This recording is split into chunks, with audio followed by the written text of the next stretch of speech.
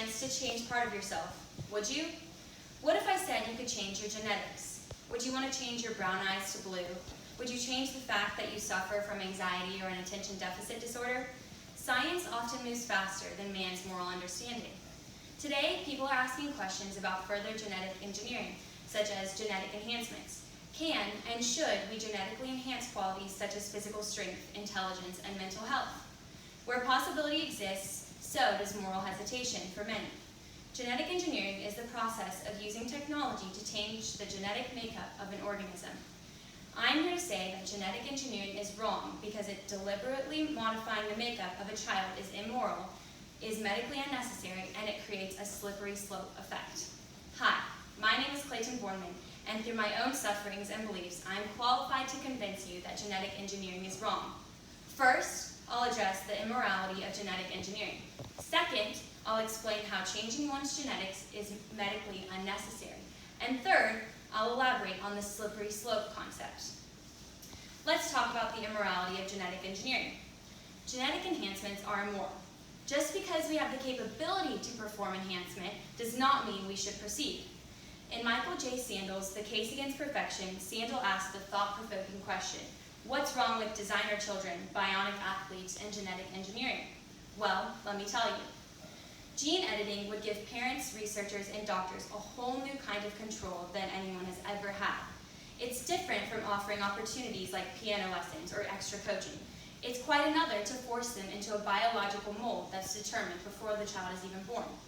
Genetic enhancements designate too much power to the parents.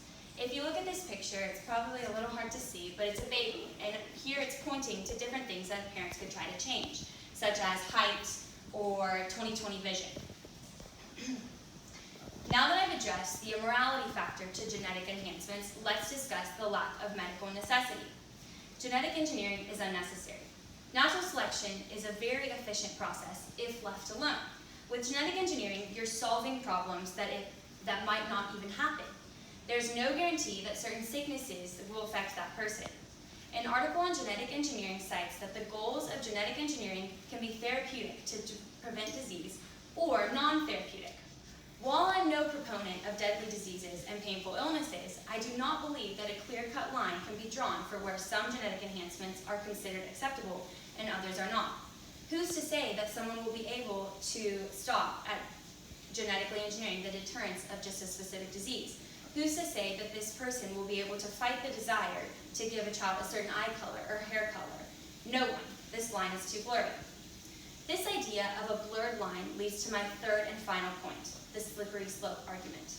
Douglas Walton discussed the slippery slope argument in his scientific article, claiming that slippery slope arguments are about dangerous consequences that might come about in the future, typically a distant future, at a point where actions or policies that are being considered now might or might not lead to a catastrophic outcome in the long term.